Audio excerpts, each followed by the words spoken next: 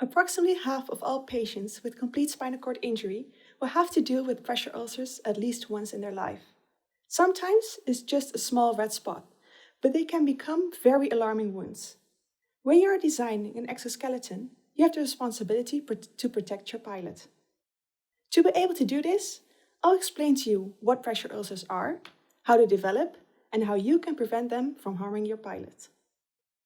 Pressure ulcers, or bed sores, mainly develop when skin and underlying tissues are oxygen deprived. This happens even with the smallest amount of pressure on the skin.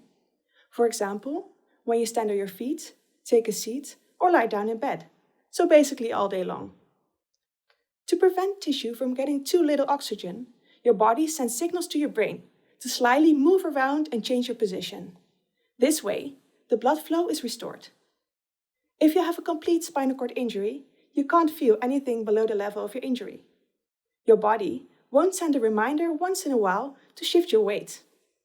If you don't actively remind yourself to reposition yourself, some spots on your body might be exposed to forces too long, and before you know it, a pressure ulcer can develop. There are 5 stages of pressure ulcers.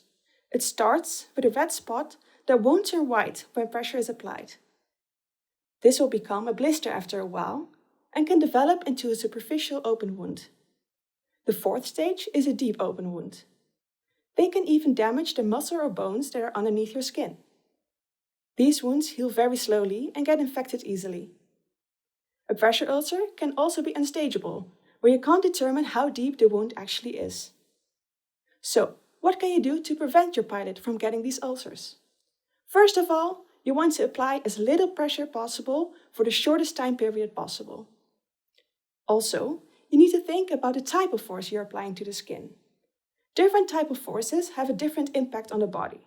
For example, a force parallel to the body, friction and shear, damage tissue faster compared to perpendicular forces, pressure.